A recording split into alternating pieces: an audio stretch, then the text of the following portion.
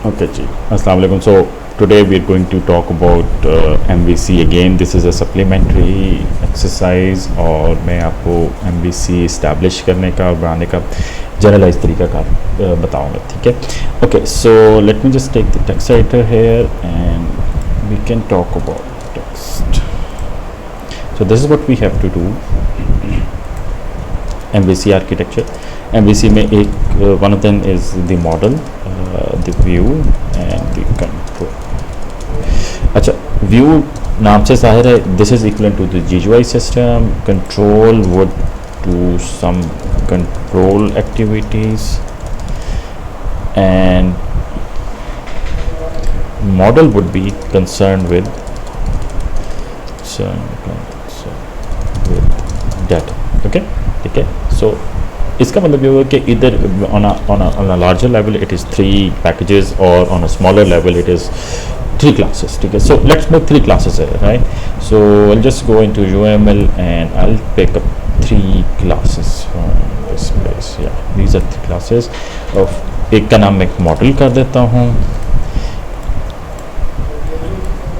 एक का नाम है व्यू और the third one would be the control, right?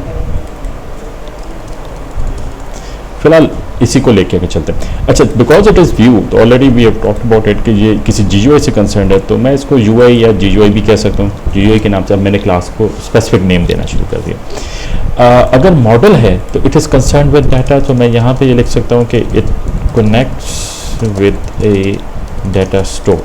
Now question is what kind of data store would it be? Generally data 2 तरह से save होता है. One is files. तो इसका मतलब ये होगा कि ये फाइल रीडिंग एंड राइटिंग की क्लास हो सकती है, और अदरवाइज इट्स अ डाटाबेस, ठीक है. चूँकि आप लोग डाटाबेस पढ़ रहे हैं तो आपको ये चीज़ पता भी होगी कि databases are better in storage. Hierarchy भी आपको प्रोवाइड करते हैं और they could be made more secure as compared to a standard file, ठीक है. और इसलिए फिर लेट्स से कि why not we use it as a database.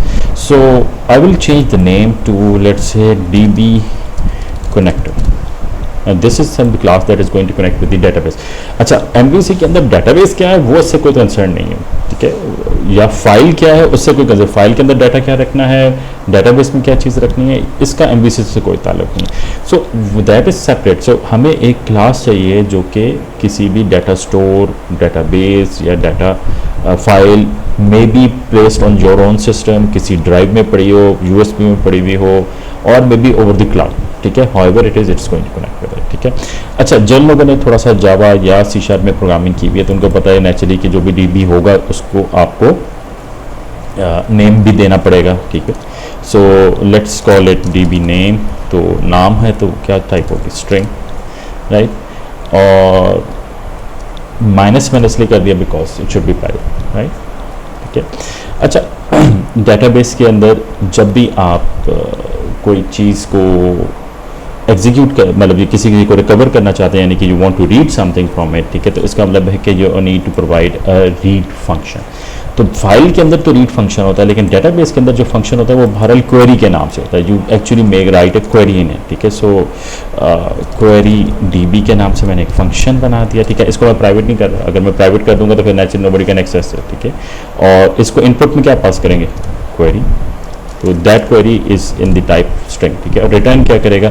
ये आपको रिजल्ट सेट बेसिकली रिटर्न करता है, तो मैं इसको स्ट्रिंग एरे कह देता हूँ, ठीक है, बिकॉज एक स्ट्रिंग तो रिटर्न नहीं हो रही होगी, तो स्ट्रिंग एरे वो मेरे पास रिटर्न हो रही है. ओके, सो डेटाबेस का मैंने नाम भी दे दिया, the query that we are going to do to read it, ठीक है. अच्छा, इसी तरह मेरे पास एक और भी फंक्शन हो सकता है टू राइट समथिंग, राइट. सो उस सूरत में डेटाबेस के अंदर जब आप कोई चीज़ राइट करेंगे तो लेट मी मेक इट या, तो दिस वुड बी अपडेट. तो स्ट्रक्चर्ड क्वेरी लैंग्वेज कैसे होते हैं, ठीक है. अपडेट DB किस चीज़ से अपडेट करेंगे? नेचुरली से कोई क्वेरी पास करेंगे, स्ट्रिंग. और रिटर्न क्या करेगा?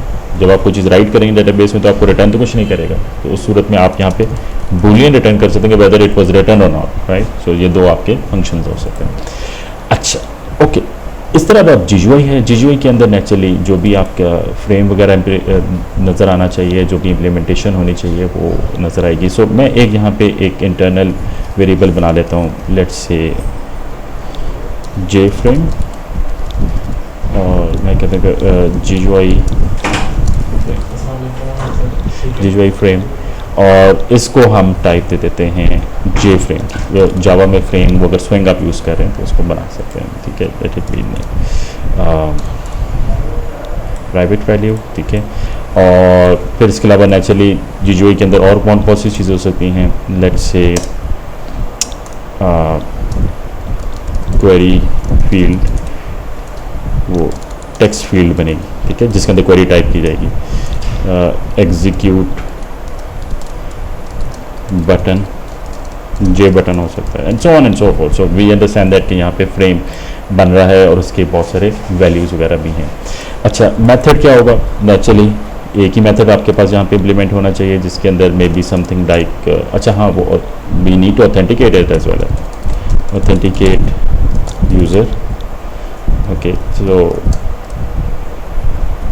so username and password should be string and return boolean, right?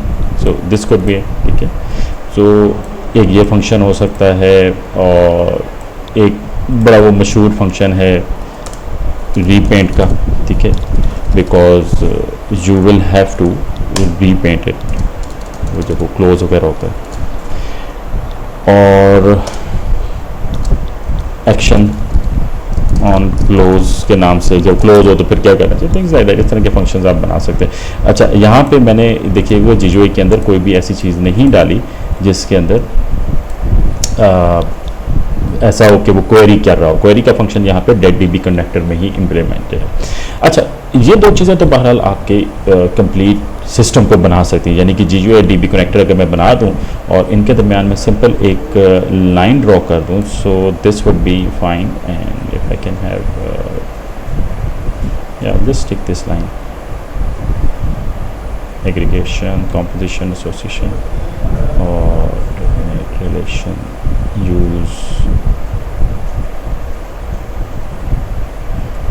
Can use this thing, this would mean कि जनाब, और इस पे आपकी प्रोडक्ट कंप्लीट हो जाती है।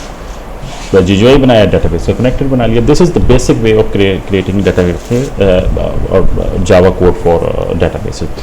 लेकिन this is not MVC architecture, because it is just the view and the model.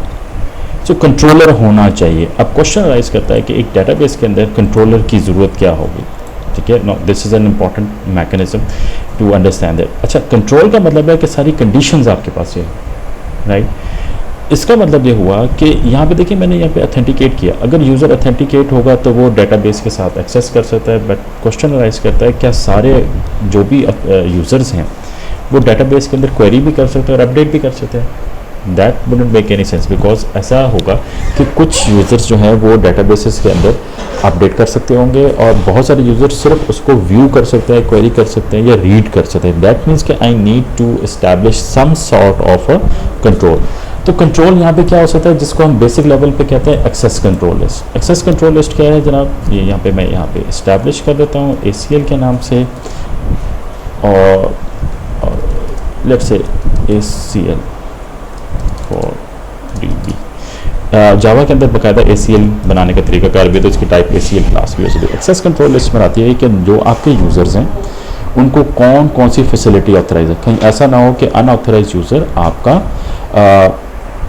किसी भी चीज़ को एक्सेस करने की कोशिश करे, ऐसी चीज़ जिसको उसको अलाउड नहीं है, ठीक है। मिसाल अगर किसी यूज़र को अगर अपडेट करने का अलाउड है तो वो रीड एंड अपडेट कर सकता है, लेकिन अगर किसी यूज़र को सिर्फ रीड करना अलाउड है तो वो फिर अपडेट नहीं कर सकता। उसका कोई चेक लगाने का तरीकाकार होना चाहिए। अब वो अभी देखेंगे मैंने यहाँ पे थोड़ी देर पहले यहाँ पे एक एसोसिएशन वाली थी, ऐसे मैं इसको दोबारा डाल देता हूँ। इसका मतलब ये हुआ, चलो मैं यहाँ पे एक्सेस कंट्रोल इसको, सो एक फंक्शन है गेट एक्सेस राइट्स, वो यूज़र नेम चला जाएगा यहाँ से और रिटर्न कर देगा कोई स्ट्रिंग के तौर पे कि भाई वो किन किन को रीड एंड राइट कर सकता है। ACL को वो इसी ACL को बेसिकली रीड करेगा।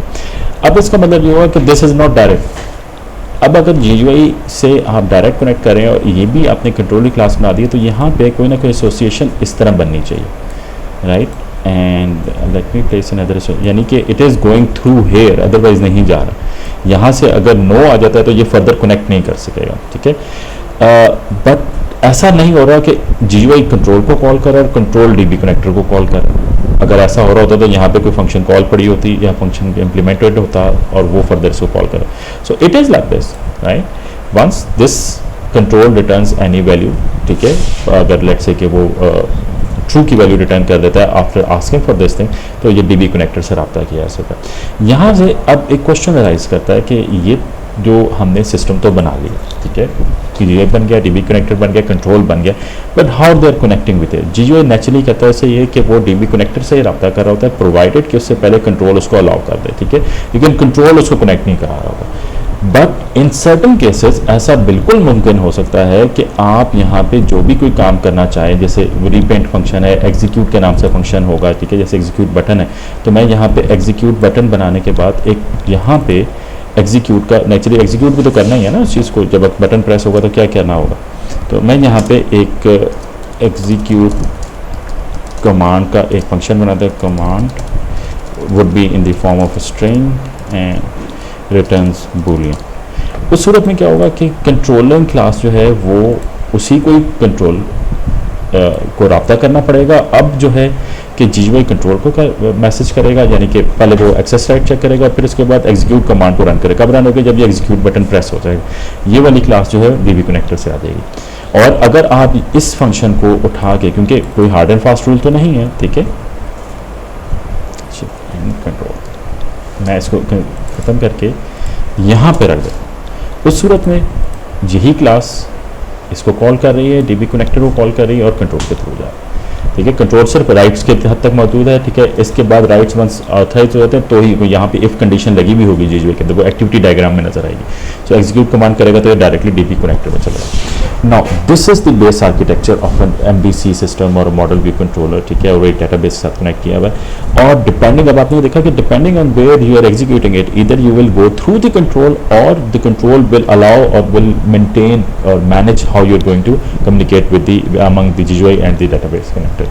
दो चीज़ें ध्यान में रखिएगा। अगर तो आर्किटेक्चर ये वाला है तो सबसे इंपॉर्टेंट क्लास कंट्रोल वाली क्लास है, because the moment you lose this is nothing to go on, ठीक है। सो और अगर इसको हम आर्किटेक्चर रखते हैं, जैसे इस पर तब ऑलरेडी बना, this is not a secure architecture. Natural सी बात है, किसी भी तरीके से अगर यहाँ पे इंटरनली कोई डाटा में करप्शन हो जाए, कहीं पे यहाँ से फॉल्स रिटर्न हुआ, किसी वजह से यहाँ पे ट्रू हो गया, तो अनवांटेड एक्सेस हो जाएगी, ठीक है। सो इसका मतलब ये हुआ कि this architecture might be a better one when it comes to security. अब वो जो सिक्योरिटी के बारे में बात की जाती है वो कहाँ से आती है? वो आपकी नॉन फंक्शनल रिक्वायरमेंट से आती है, ठीक है।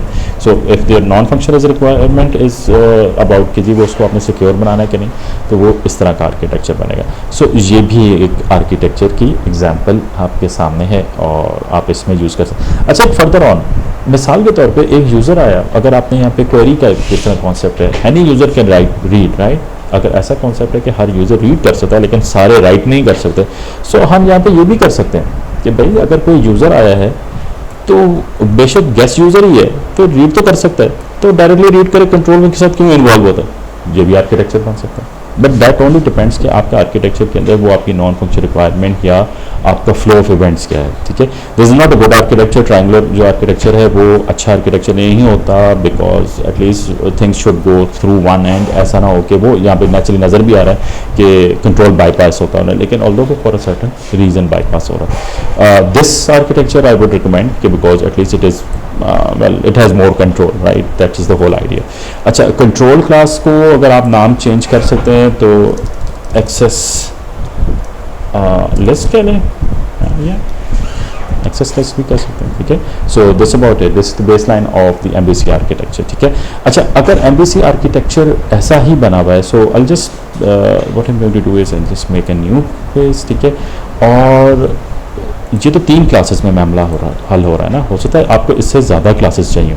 So you will need 3 packages. So the first one was GUI complete package, not one class. बहुत सारे आपके GUIs के अंदर फ्रेम्स हो सकते हैं, फिर आपके पास डायलॉग बॉक्सेस हो सकते हैं, So access list, and the third one was DB connection. Let's call it connection. अब एक्सेस लिस्ट थी तो इसको नाम मैं यहाँ पे एक्सेस कंट्रोल पैकेज कर देता हूँ, ठीक है. सो दिस वुड बी इट, ठीक है. तो अब ये इसका मतलब है कि वो पैकेज पे भी बन सकता है. तो यहाँ पे वो आपको याद होगा जो आप लोगों से हमने पहले भी बात की हुई थी, यूजेस वाला हम यूज़ करते हैं. सो GUI इसको यूज़ कर रहा था, right, and there is another uses one. I think this is the architecture we were talking about, right? So let's see it in classes. इस तरह ही है ना. तो यहाँ पे भी यूजेस का नजर आ रहा है. इन क्लास में देखिएगा सिंपल एसोसिएशन बनाइए, क्योंकि कोई रीज़न नज़र ही नहीं आ रहा कि इसके अंदर कहीं कंपोजिशन बनाई जाए या मे बी इनहेरिटेंस बनाई जाए. So it's fine, it will remain as such, ठीक है. इसको एसोसिएशन में रहने दें और यहाँ पे यूजेस से भी दिखाया जा सकता है, ठीक है. सो पैकेज डायग्राम में अगर होगा तो वो इस तरह नज़र आएगा. So it's about it. Thank you.